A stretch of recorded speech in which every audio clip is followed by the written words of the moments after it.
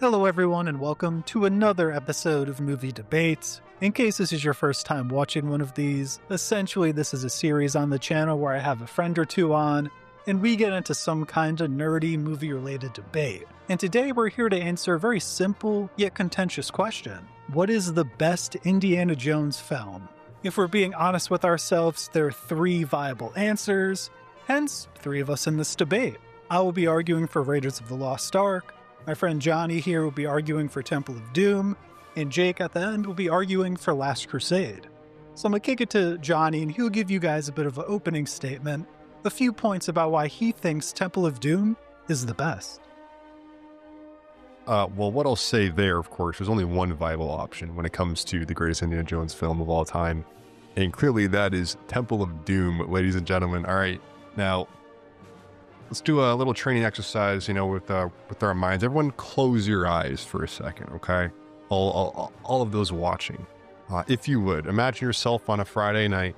Maybe you're with your girl or, well, to be honest, if you're watching this channel with a bunch of 20-year-olds talking about Indiana Jones, you probably don't have a girlfriend here, because why else would you be watching this? You'd be spending it with your girlfriend, obviously. So, maybe you got the bong, maybe you got some brewskis in the fridge. And you ask yourself, I'm really in the mood to watch Indiana Jones, but which one should I watch?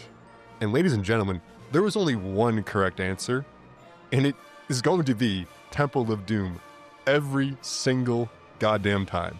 You're going to have a great experience every single time you watch this film. And that is the opening statement. And need I say more? It is just a fantastic all-around. Every single scene, it's just filled with enjoyment and much pleasure. Also, as a side note, as you guys can see, I only have two microphones, so you have to bear with us a little bit as we play Puff Puff Pass with the mic. But I'll kick it to my friend Jake now, and he'll give you guys a bit of a brief opening statement about why The Last Crusade is the best indie outing. Oh boy. Johnny, I think you chose poorly.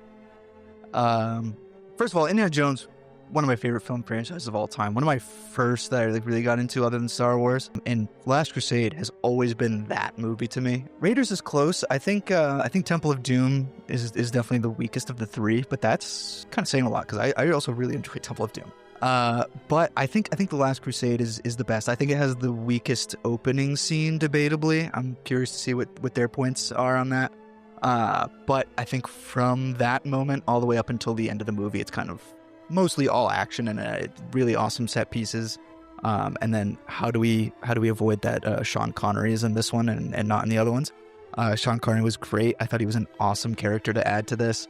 And then you don't really see the culmination of the group until the kind of near the end of the movie with the tank scene. But him and Rick Brody and Indy and Sala and all of them together were awesome. I loved seeing them together. And then obviously I think the end goal was great. I think this had the coolest artifact that he's searching for. Kind of the journey of going there was the best. I think we went from Raiders, where it was the kind of location hopping adventure, to Temple of Doom, where it was more, they were, I think if I remember correctly, they were in Shanghai. And then they crashed in India. The people in India were just hey, can you help us? Can you help us find our children or something like that? So that one's just kind of set there. And then we go back to the location hopping adventure. And I think that it was an awesome, at the time, cap to the series. I think the way they ended it was awesome. I mean, how do you beat literally riding off into the sunset with your homeboys? I don't know. Yeah, so I guess I'll give you guys a brief opening statement about why I think Raiders is the best of these three for, some lore behind this trilogy. Steven Spielberg actually really wanted to make a James Bond film, and George Lucas convinced him to essentially make something greater. And the first Indiana Jones movie, Raiders of the Lost Ark, is kind of this amalgamation of all these different inspirations. It's inspired by James Bond spy movies, old school westerns, Akira Kurosawa movies. And I think all of those inspirations kind of came together in this melting pot and created the quintessential adventure film. I think every adventure film following Raiders and every film in this franchise follows the kind of basic narrative structure and thematic core that Raiders kind of sets. Though I think Last Crusade and Temple of Doom are better than The Force Awakens, I have a bit of a similar argument where, because those movies follow such a similar structure as Raiders, I do have to give Raiders credit for kind of creating, in essence, the adventure film. If someone asked you to think of Indiana Jones, I think those iconic moments are mostly in Raiders. You would think of Indiana Jones getting chased by the boulder. You would think of him hanging from the Jeep. You would even think of that awesome stop motion kind of face melting effect at the end when the Nazis open the artifact. So I think it builds the structure that all of these movies, and arguably every adventure film, follows. It has the most iconic moments, it has the best love interest in Marion, who is an actual character and not a caricature, which I'm sure we'll get into. It has the best villain in Belloc, and I love his dynamic with Indy, which again, I'm sure we'll get into. But for those reasons, I think Raiders is the best film. I do just want to say, when it comes to most iconic moments, I mean, yeah, you can think of the whip, him, grabbing his hat in, Crusade and Raiders a lot. But when it comes to Indiana Jones, when in most iconic moments, we all know what the correct answer is, and that is, my friends, human goddamn sacrifice, grabbing the heart out of another goddamn human being, presenting it to the world as he goes down into the depths of Kali. I mean, it is a rite of passage. It is nightmare fuel as a kid. You basically have to experience Temple of Doom, when you turn 12 years old at the very least. And there's nothing more iconic than that whole entire hours worth of cinema once you get to that point with that ritual. I'm hard pressed to find, a scene that I can remember more vividly than human sacrifice into the depths of Kali. It's the most scarring for sure. If not the Nazi face melting from Raiders. Both of those movies kind of have a little bit more of a shocking end to some of the people. Whereas Last Crusade, it was just he drank from the wrong cup and de-aged himself and then blew up into bones on the wall. Which I guess it's similar to the Nazis. Yeah. They just, deletes himself. I remember watching Temple of Doom. I don't remember how old I was at that time. That was terrifying. It was terrifying. I agree with that.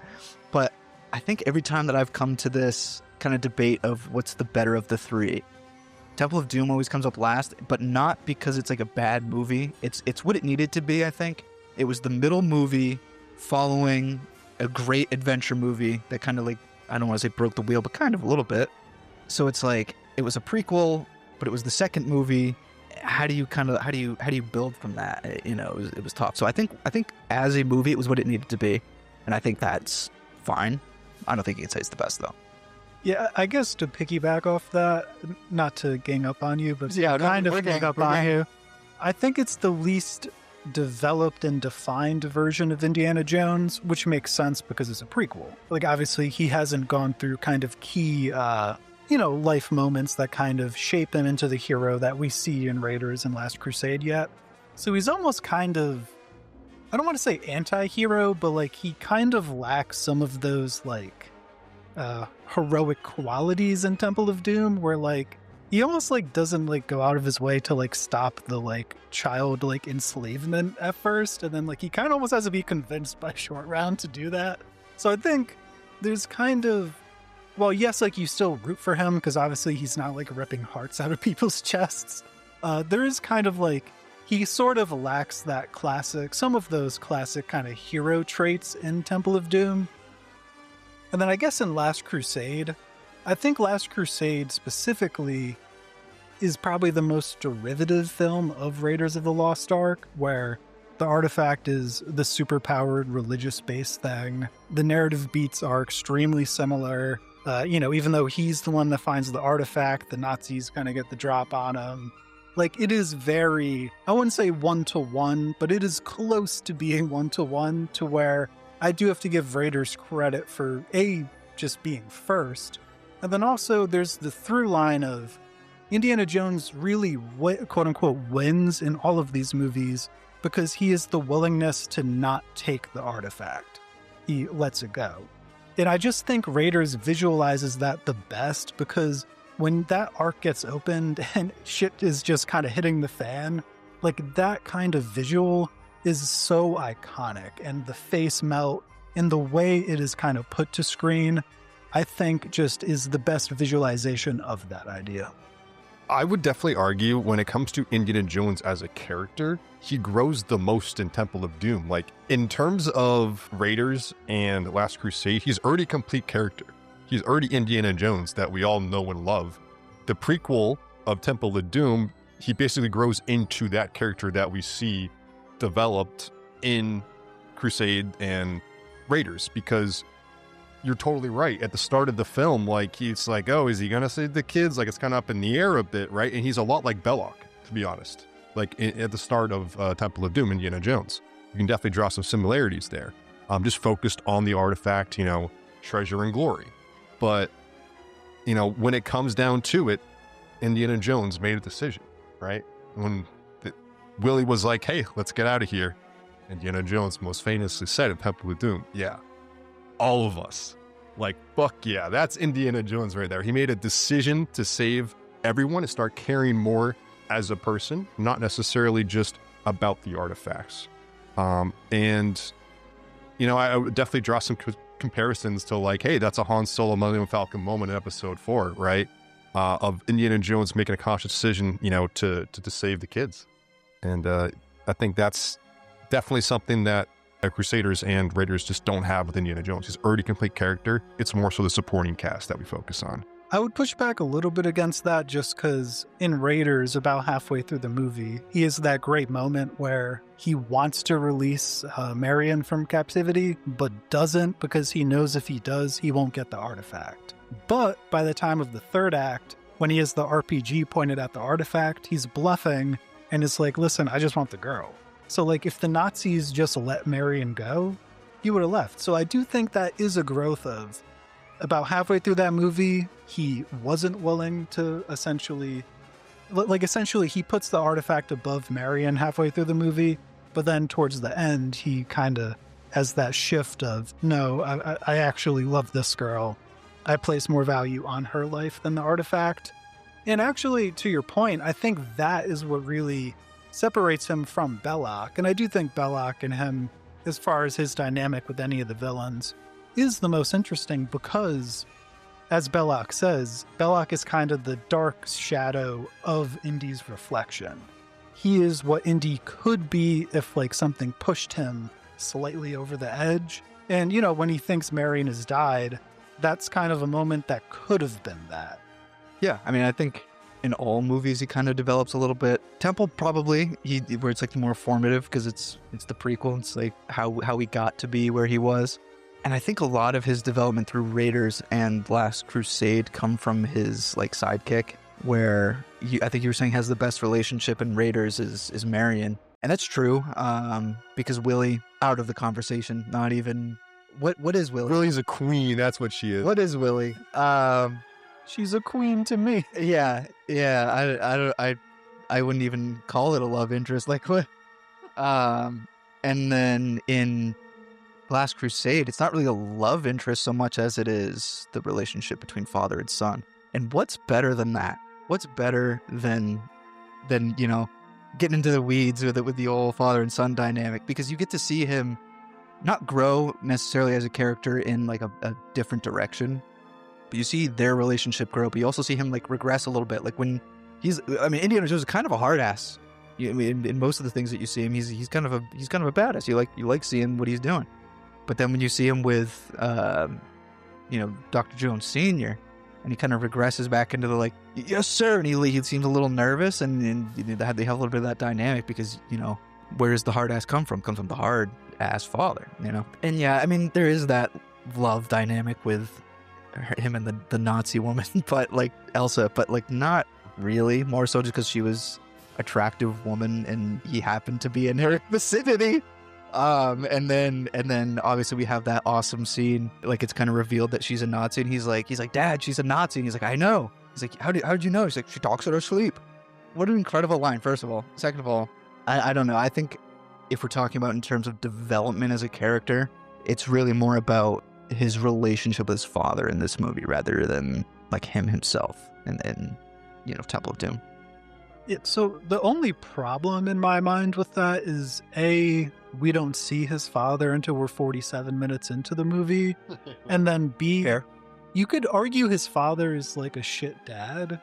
Cause like, A, like, why is he sleeping with Elsa? Like, that's like that whole thing dynamic was like really weird. Like, It was weird. when Elsa's like whispering in Indiana Jones' ear as they're both tied up, you see like his father and it thinks she's talking to him. Mm-hmm. I wouldn't say uncomfortable, but definitely an interesting creative choice. Oh yeah, it's But then definitely comedic. also, I would say even like the character himself would acknowledge that he was a shit dad, because when he thinks Indiana Jones died when like the tank goes over the cliff, he's like, I never got to like say what I needed to say to him. It'd only take a few minutes. But then like he still doesn't really say it to him at the end. He kind of just like hugs him. And he's like, oh, I thought I lost you. But then like I think that's the moment where like he could have been fleshed out, and they just don't. I don't think they fully capitalize on it. To me, I think that was a show don't tell moment. I don't think he needed to specifically say, oh, I love you and I've always loved you. I think him like looking there like, I thought I've lost you, and looking at him and literally saving his life when he's like slipping from the cup, and he's like, they finally found the thing that he's actually kind of basically threw his life away for, and it's literally within reach, and he's like, it's just a cup. He's like, you're more important to me than kind of my life's work. I will just want to address, the Willie hate right now. All right. Look, I'll give Marion best girl, okay? But, She's not a Nazi. she's not a Nazi. Yeah. There's two types of hot. There's dumb hot, which is Willie, and then there's Nazi hot, which is Elsa. You kind of got to pick your battles there. Indiana Jones kind of fucked a Nazi. It's not going well for you. But I do want to challenge you as well on the relationship between, senior and junior. Mm-hmm. Especially because when they are in the Zeppelin, right? They're sitting down. I feel like they don't push it enough. They don't push the boundaries. I feel like there was a lot of potential there to kind of get out, but it just kind of gets brushed aside and not really addressed later on in the film. And it's just more like action, like, masculine, get the grail, type of deal. Whereas they're sitting down, they're talking, and it's like, Dad, like, I haven't talked to you in like decades. Like, you've always kind of ignored me. Like, he's just like expressing his feelings finally about needing to, have someone there for him. And he just wasn't there because he was always just researching the grail. Right. And he basically interpreted that as his dad values the grail more than him.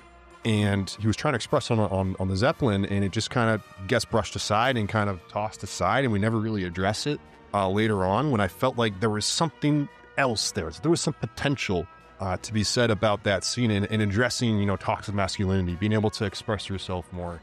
And it was just kind of like, oh yeah, that's just how it is. And that was kind of it. Johnny, would you not agree that at the end of the movie, when, like I've already said, and he's literally could grab the grail, and he says it's just a cup, isn't addressing that directly by saying, oh, you cared about this grail more than my childhood and more than my life to this point, and he just kind of brushes it off because he's set in his ways. He's the old guy that hadn't almost thought he lost his son at that point. They, were barely even kind of together from this point, and from there he was always just the same set in his ways dad. And then we get to the tank scene where you think that he's dead, and he's like, oh, like, this is real. This isn't just my love for finding the Holy Grail. This is real. And my son just died. To learning that, oh, he didn't. And then, oh, I'm gonna die, and I still haven't said what I needed to say to him. I think that point is addressed with the rest of the movie. I don't think they needed to address it on the Zeppelin. True. Yes, it does get addressed in that way, but the fact that we need him, or Indiana Jones almost dying to get that out of his dad, is like, oh shit. We needed like a large moment for him to be like, this is real. This isn't just a fun hunt for the cup that he's always thought it was. Because, from all the notes that you see, it's all just notes. Like, what's you gonna do with the notes? I have a bit of a thought experiment. Can either of you name the main villain from your two movies? You mean the best goddamn villain of all time? I think oh gosh, I literally looked them up like as I was searching this too. Was it Muha Ram? Yeah, Moharan. Little search here, bringing in Google, folks. Indiana Jones villains, because I did look this up to try to get the Mola Ram. But I mean, who doesn't like Darth Maul? Okay, I think they're very similar. He's just evil. Okay, he's just evil, and I feel like he definitely throughout the movie, it's just like he doesn't really need to be anything more than that, than just like a necessary evil throughout the series. Belloc, yes, you can make the case that he's complex, but again, Temple of Doom was more so focused on Indiana Jones, and Short Round as well. I think is a really good character, and just racism in general. I think it's just really well done. I'm not gonna lie, you got me there. I forgot the guy's name from The Last Crusade. But if we're really getting down to the weeds of it, isn't the villain really Hitler? He loves the occult. He wants all the artifacts. He just needs, he has some other pawns to do it. I forgot the guy's name. Yeah, you got me. Yeah. So I was kind of using that thought experiment to get me to my point of why I think Belloc is the most memorable and, in my opinion, the most fleshed out villain from the series. And I think, to your point, yes, the villain in Temple of Doom didn't necessarily need to be a developed character because Indiana Jones is the character that's kind of front and center and has like the main character arc in that movie. But I would argue that in some ways he's the only character with a character arc. Whereas in Raiders, you have Indiana Jones, who has a bit of an arc, which I touched upon with kind of his developing feelings with Marion and the arc and kind of how the importance level shifts throughout the film. But then I would say Belloc is also quite a defined character. I also think Marion is quite a defined character. So I think it's unique within the franchise where I think you have three very distinct characters in lead protagonist, love interest, and villain. And I think at best you can say two of those three for the other two movies. Like maybe I'd give you like Short Round as a side character in Temple of Doom. Definitely wouldn't give you Willie, though, she is hot. I'll give her that. And then in Last Crusade, I would maybe give you, Jones Sr. as a side character, but I wouldn't be able to give you the villain. So I do think Raiders hits all three of those notes. And really the kind of back and forth with Belloc is so fascinating to me because, Belloc does technically beat him every step of the way. And it's a really interesting dynamic of like Indiana Jones is kind of trying to do things the quote unquote right way. And we're kind of shown throughout the movie him doing the hard work is always usurped by the kind of think smarter, not harder mindset of Belloc. But then it all comes crashing down and the rug gets pulled out from under him at that final scene.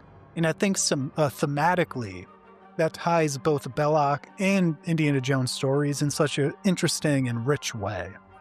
So I got a question for you.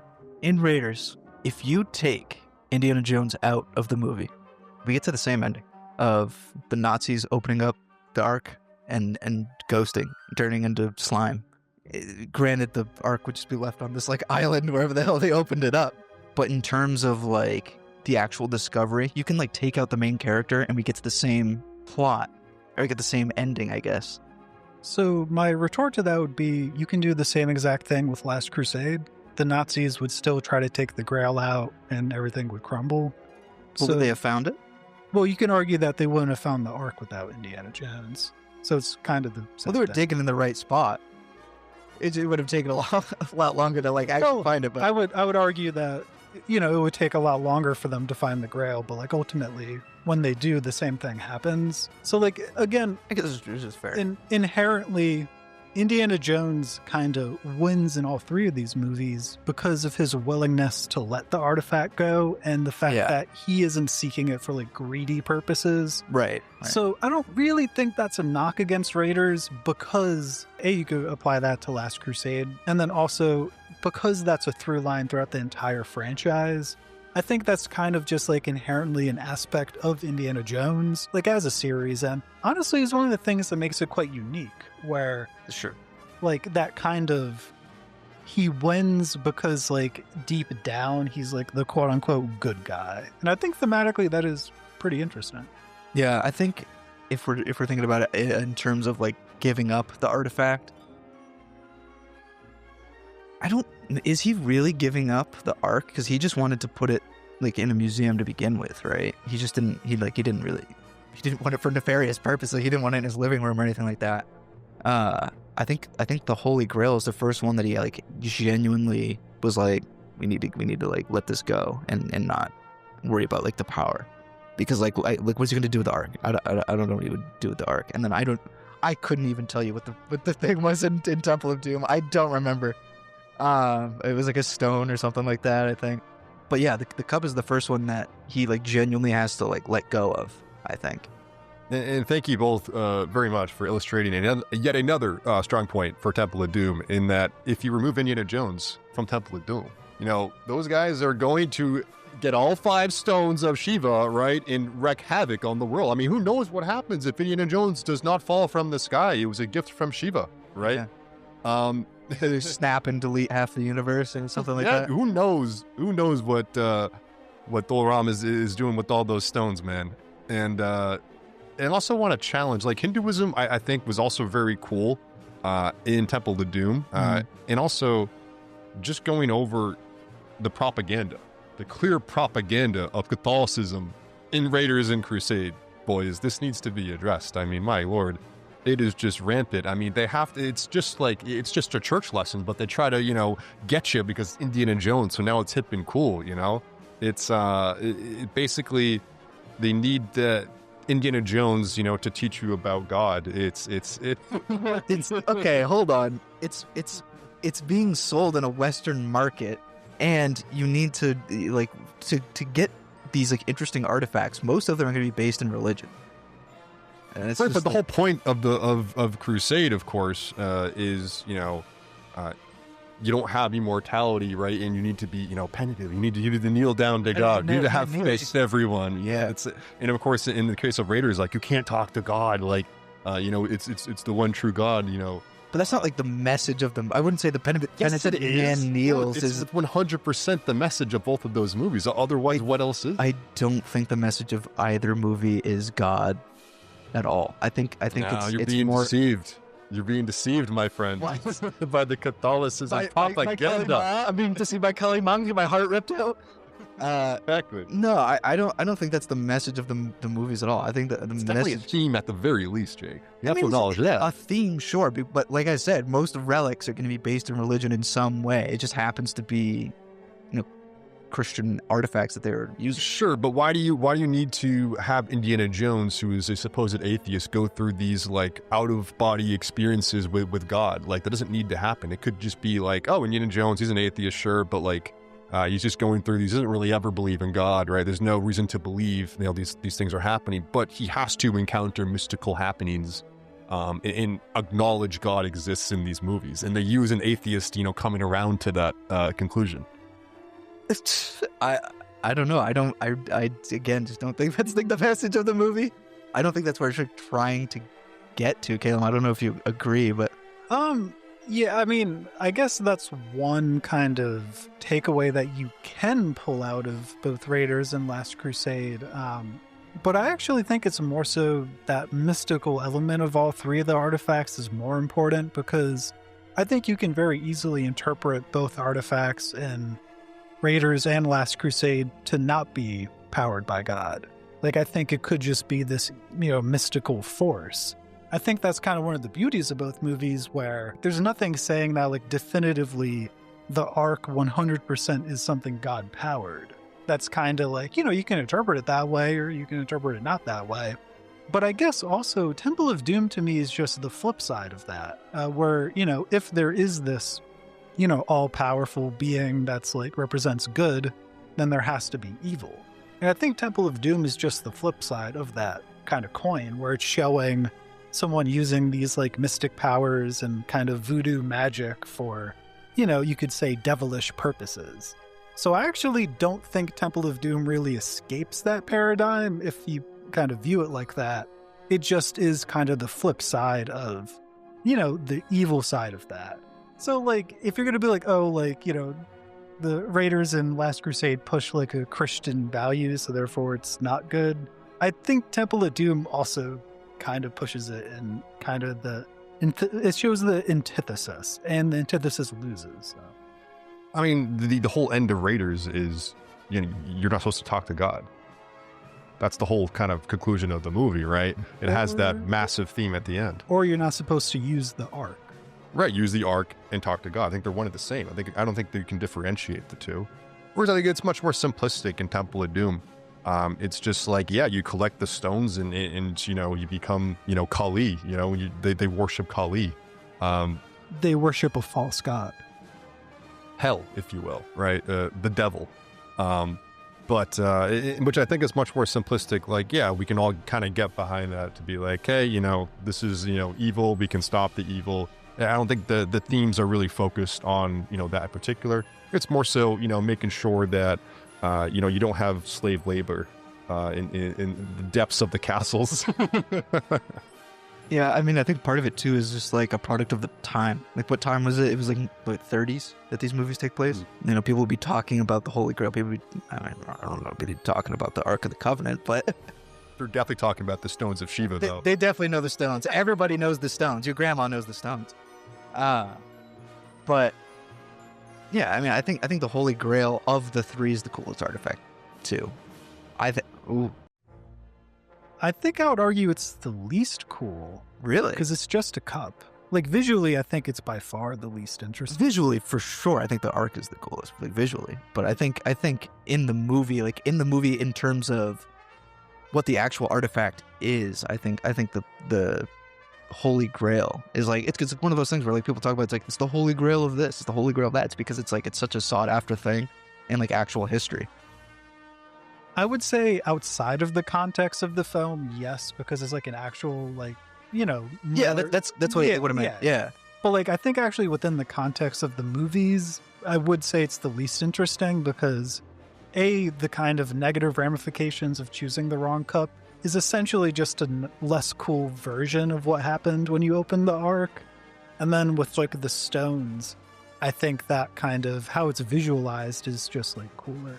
Yeah, no, I meant like the zoomed out version of like, in terms of the actual artifacts, I think that one's probably the coolest. Yeah, it's really cool when the stones, you know, glow up when you put them together. Yeah. I'm curious, what's everyone's favorite scene from their movie? I mean, my favorite scene from Raiders is actually the opening scene. If you're going to give me that like whole sequence, because I'd give you up until they like fly away. Yeah. Because I think that there's so much iconic Indiana Jones imagery in that opening scene that I think right from Jump Street establishes him as this just such a badass, cool character.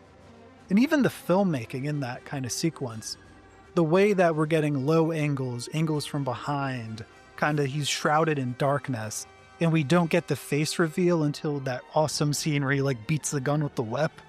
That, like, the filmmaking is great throughout all three of these movies, but especially in that opening sequence, like, it is just so good.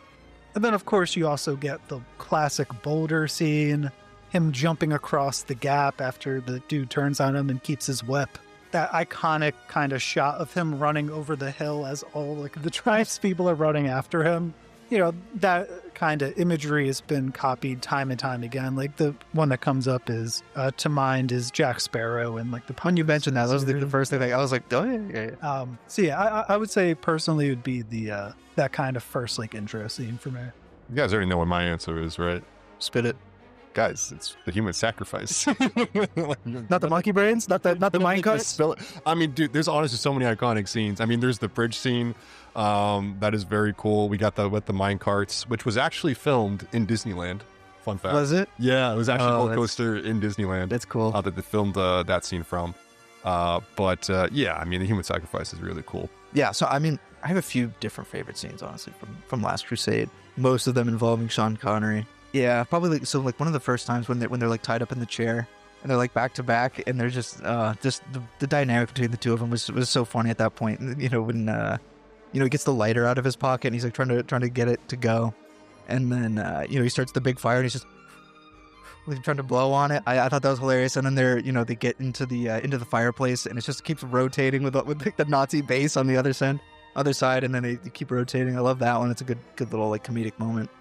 And then like just the first time you see the Brotherhood of the Cruciform Sword, I thought that was cool. When they show up with they first of all they go in through like the library and they break in, they go in through the tunnels with the rats.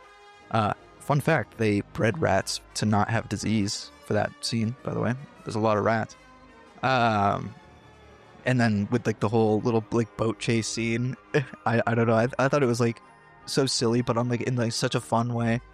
And then obviously they come back later with the like shootout with the tanks and then you get and you get like the no camels.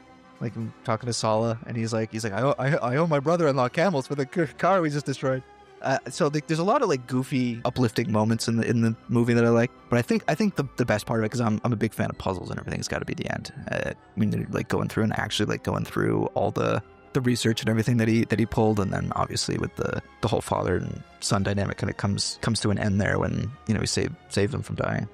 Yeah, I guess to circle back to my point about Marion being the best love interest. Yeah. There's a reason she's the person who got brought back in Crystal Skull and it wasn't Willie. I think it's very telling. I would have loved to see Willie again. Yeah, she got stubbed, 100%. She shouldn't have been in 4 and 5 and 6. If there is going to be a 6th. Oh, there'll be a 6. So the fact that we end Crystal Skull with like him marrying Marion, I don't think is a mistake. Like obviously Elsa dies, so like she can't come back. I think that kind of speaks to her being the only love interest that I don't think is a caricature. Like I think she actually has kind of defining characteristics, and honestly has, there's some intrigue kind of like based around her. She has some agency in the movie. I think the scene of her like trying to get Belloc drunk is really fun. Like the fact that, she can just handle her liquor like that and, isn't just solely a damsel in distress, I think is also interesting. I just think that as a love interest, she is the most defined character, and then as a villain, Belloc is the most defined villain, and I think that trifecta really comes together to make Raiders, in my opinion, the most iconic. I think Last Crusade was also the first one to have it be the love interest was kind of the villain. As far as Willie didn't do anything. Well, No, I guess it was Willie starts on the villain side, right? Like she's like on with the like Shanghai people that pull one over on Indy. I mean, yeah, she was just like employed by like the club, right? She's just a hot piece of ass, guys. You don't need to ask questions, okay? Like She has so little agency that she literally is in the events of the movie by happenstance. Like he just happened to grab her on his way out as like the gong is rolling. well, I think she has the antidote. I think was the big reason as well. You needed the antidote. But she does go through a bit of an arc towards the end. She goes through all these experiences, and I do believe she changes, right? I think all of us have made some pretty decent arguments for our movies. So I guess starting with Jake, do you kind of want to give some, closing arguments about why you really think Last Crusade is the best indie outing? Yeah, as I said, I think it does have the weakest opening scene. And as you already said, it's one of your favorite scenes, one of my favorite scenes of all time. I love the Raiders one. But once we get past there, I think it's a little bit more of a fun story of a character that we've already gotten to know pretty well. Grappling with kind of like a new thing rather than, like I said, rather than it being about like a love interest, having it be more of the father and son story. So I think that piece of Last Crusade is really intriguing. I also just, like I said, I really like the artifact. I like the idea of like taking from history there and moving it into like this fun search where everyone kind of mentions like, oh, the search for the Holy Grail, because it's just one of those things that you think about. You're thinking about like cool quests for artifacts. It's one of them that's certainly up there. So to see it like come to fruition with this movie, I really liked. Obviously, I've mentioned a few times Sean Connery. I've remembered my Charlemagne. I like so many great lines in this movie. I loved him. It's so many cool moments, and then they bring back Sala. You gotta love him. Gimli from Lord of the Rings, and I think it's the most fun to watch. Arguably, I think Raiders is like probably the better made movie. I'd have to rewatch them again and like actually look at them. But I think in terms of Last Crusade, I think it's the most fun to watch. Ooh, fun to watch, man. I mean, you know, Temple of Doom is more fun to watch than Last Crusade, Jake. I mean, look, at the end of the day, I mean, Indiana Jones has Asian friends, okay? And that is definitely explained, I think, very well in Indiana Jones. But, I mean, again, going back to his arc, you know, him changing throughout the movie here, saving all the kids, right, from all that horrible slave labor that we all hate. And, you know, at the end of the day, on a Friday night, going back to that original opening statement, folks, you got to pick an Indiana Jones film. Which one are you going to do? You know which one you're going to have the best time with. Last Crusade, yeah. And that's Temple of Doom, Jake. I would say Raiders is the best because, and most fun to watch because, as I said earlier, it has, in my opinion, some of the most iconic Indiana Jones visualization and kind of imagery. And I should have mentioned this when I was listing the iconic moments. Also, when the swordsman kind of is twirling the sword, he just goes, another iconic moment that happens in Raiders. So, yeah, in general, I just think Raiders has most of the most iconic imagery from the Indiana Jones trilogy. I think it creates the base structure that every film follows. I think it has the best, most defined love interest, the best, most defined villain, and I think Indiana Jones himself goes on a bit of an arc, no pun intended, throughout the film. Also, to Jake's point about the kind of filmmaking, I would also argue that while all three movies are directed quite well, I think Raiders is the best directed of the three, where a lot of the beautiful kind of visuals that are also used to a lesser extent in the sequel and threequel, I suppose, you kind of get those in Raiders, but they're just kind of better. Like, the kind of one thing that comes to mind is when Indiana Jones shows up at the bar that Marion owns, and you just see the silhouette of him on the wall, and he's kind of just this looming presence. And then when, you know, the Nazis show up, again, you get that kind of, they're a shadow on the wall. And I love that because it feeds into the whole dynamic of like Indiana Jones with just a push could become the dark shadow that kind of Belloc represents. But then also just visually looks so cool. And yes, they do harken back to that at times in Temple and Last Crusade. Like when Indiana Jones first like sees his dad and his dad like hits him over the head with the vase, you have that similar shadow effect on the wall.